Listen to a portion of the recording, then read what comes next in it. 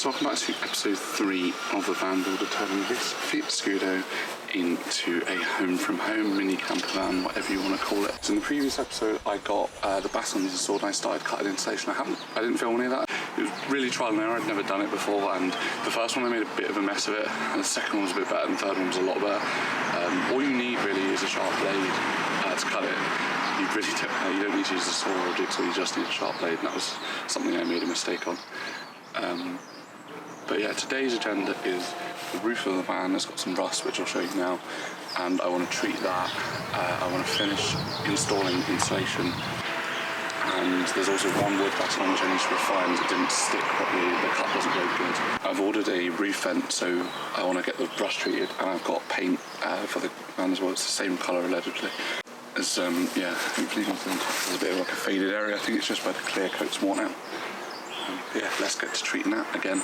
Something I've never done before. I've not mentioned before, this is definitely not a tutorial series, as I've literally done none of this before. This is just a record of what I've done, and I don't know if you've got the same van, maybe this is useful, or yeah, hopefully you've enjoyed it anyway.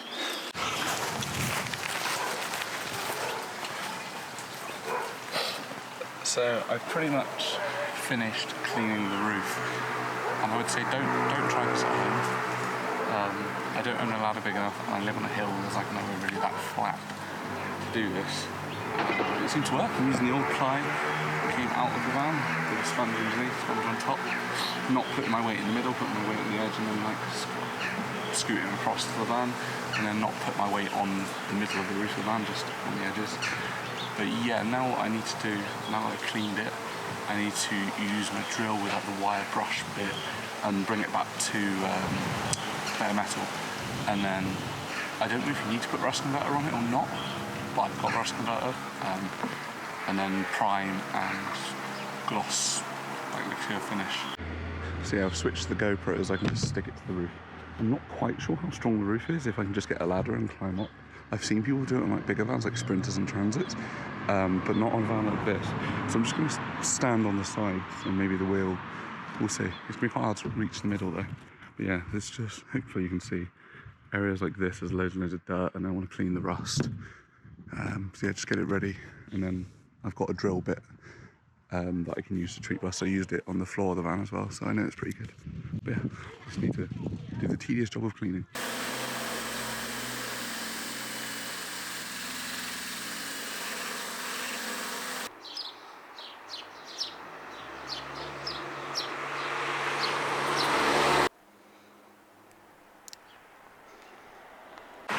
So there's now rust converter on it, it says it takes about half an hour, but in these conditions, as you can see, of sunburn, it's literally drying in just a few minutes.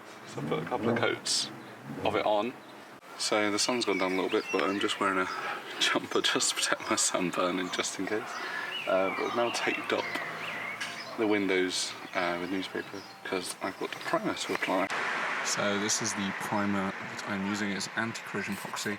Unfortunately, all the instructions are in Polish, but I think the gist of it is you do 5-second sprays from like best part of a foot away, and then wait for it to dry if you want to do multiple sprays. I think that's the gist of it with primer. So I thought I'd time-lapse this, but typically my camera decided it would focus on my shorts rather than the van. Here I'm just applying my first coat of primer. I did forget to mask off the aerial, which was a bit of a mistake, but oh well.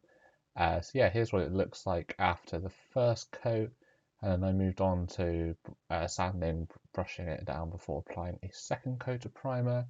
Then after that I sanded this again and did multiple layers of the gloss coat. I only recorded the one layer. I did 2 full layers and a third touch-up layer as well, and I'm pretty happy with the results in the end, to be honest. It's been a few weeks since I've painted it now, and it still looks good. It actually needs a good wash, as there's some bird poo on it. When I first applied the paint, I was like, oh my god, this doesn't match at all because it looks so much lighter, but then it dried and it looked really, really similar.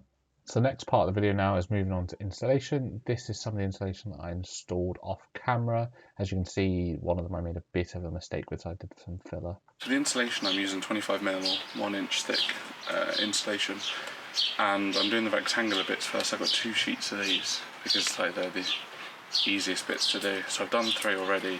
I did that off camera because cutting it was a bit of trial and error. The problem with the Stanley blade, it gives a really nice finish on the edge, but the blade wasn't long enough to go all the way through. So just had to use like a kitchen knife instead. But yeah, so the final easy bit is 19 centimeters by 215 centimeters. They're all 215 centimeters luckily, so I'm going to get a nice straight bit at the end as well there. And then I'll have like a little edge piece there as well that I can use for some of the fillers. And then I've got a brand new sheet because there's quite a few curved bits as well, which I'm going to have to use some form of template for, whether that be cardboard or one of those plastic things that give you like the round edge. But yeah, so I'm just going to cut the final bit down, and then I'm just using the same adhesive that I did for the wood. So here I'm just using a long ruler to mask out the shape that I need to cut out, as I'd measured it correctly. And then all I need to do then was just use a sharp blade. I chose to use a kitchen knife as my Stanley blade didn't have a long enough blade. It makes a horrible noise, really high pitched, like tinnitus, which I have. So I spared you that by putting it as a time lapse and doing a voiceover instead. So then I just used some like, grip and grab filler underneath, and then just pressed it down and then put some weight on top. It didn't really seem any more complicated than that, and they've stuck down really, really well. So yeah, it seemed to work. Okay, so that's all of the easy ones done. So stuff like this, not too bad. It's like a triangle, and there's a little, okay, you can see that, but there's a little ridge that comes out. But then there's the curved ones at the back, which will be way more difficult. So I've also added like a bunch more sound deadening because the back doors were super loud to close, especially this bit, because the metal was rattling. So I stuck it down and put a load of sound deadening around, on the wheel arches as well. I added a bit more, and then above, and also on the side doors as well. They're really noisy, and when I close them now, they're so much quieter. So I'm hoping also when I drive, they'll be so much quieter as well, which would be amazing. Back to the GoPro, it's just so much easier to film in an enclosed space when you've got the doors shut, because I'm sitting like a metre away from it, and I can see what I'm filming, and I can see the whole van.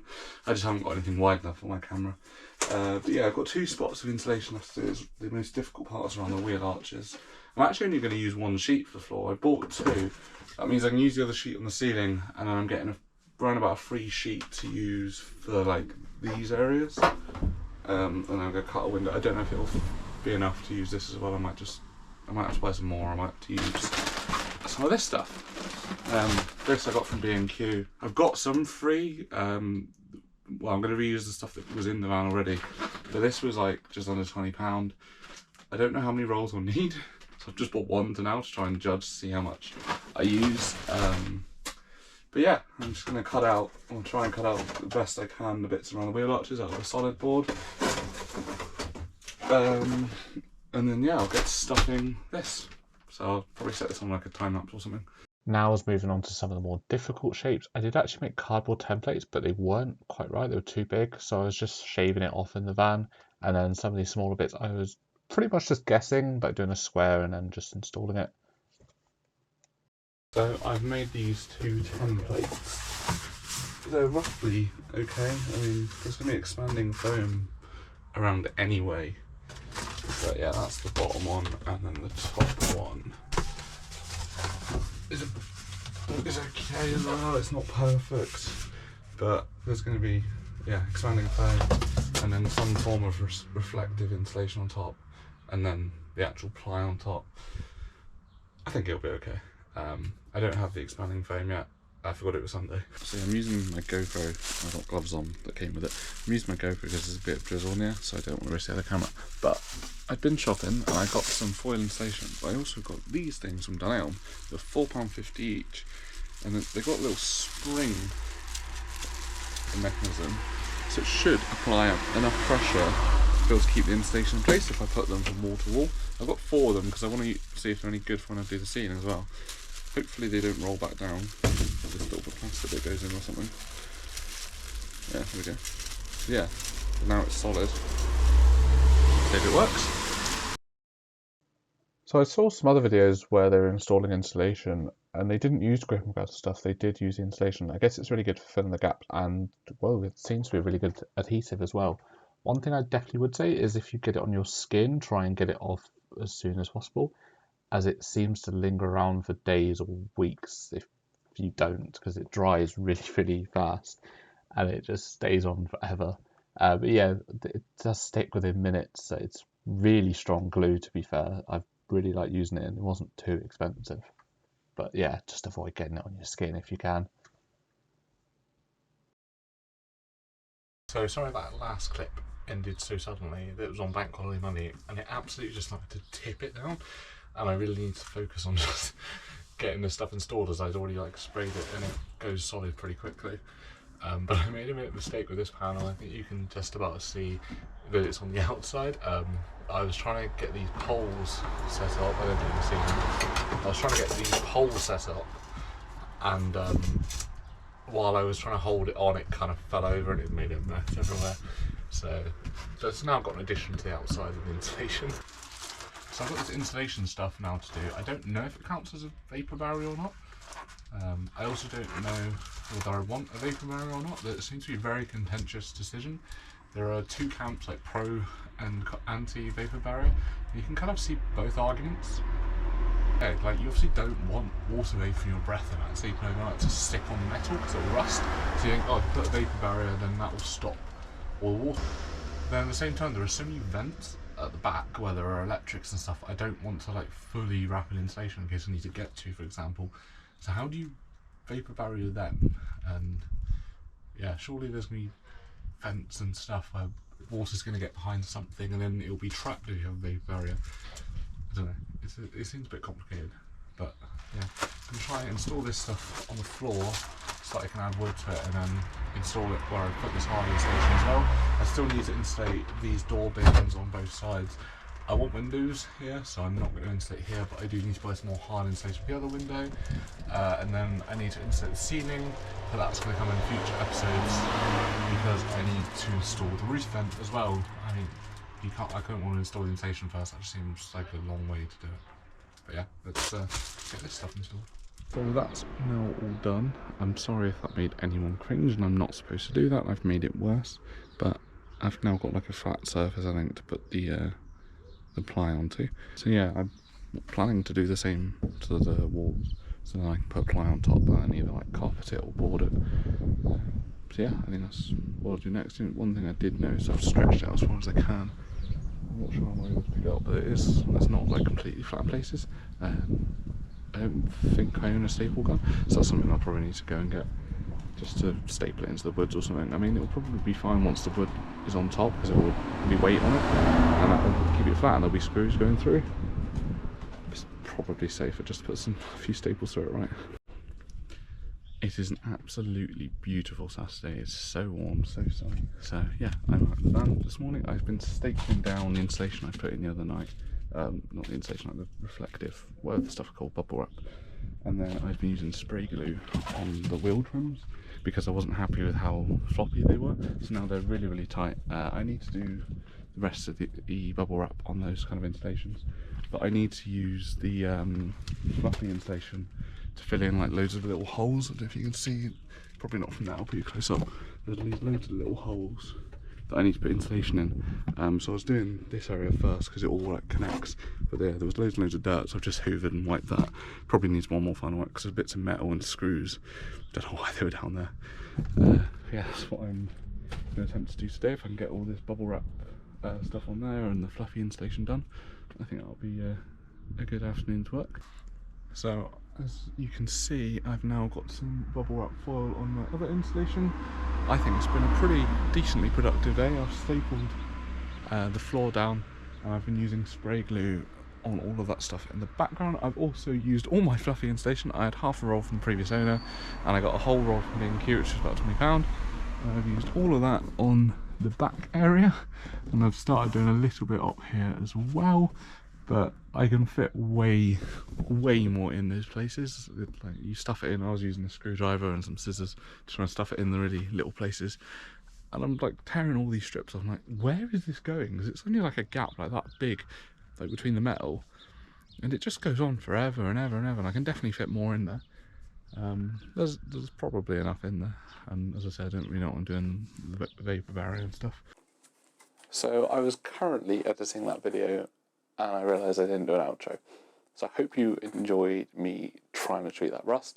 I think I did an okay job, like it was under £40, so I'm pretty happy. and there's going to be a solar panel, and there's going to be a roof vent on top, and maybe even some vinyls, I don't know.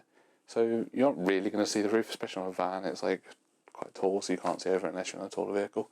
And then the insulation went pretty well as well. Obviously, there's still some places to do. And in the next episode, you'll see me go cut some ply for the walls. I decided to go with ply. That allows me the flexibility of if I just want to do stretchy carpet, I can do that. Or if I wanted to do those like tongue and groove boards, I could take the ply up and put some battens underneath to screw into, because there is a gap between them.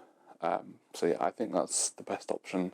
But yeah, I hope you enjoyed watching, and I'll keep trying to upload these every 2 weeks roughly. I do have some summer plans, like I'm taking the van to Wales to go to Scooby Island, as long as that doesn't get cancelled.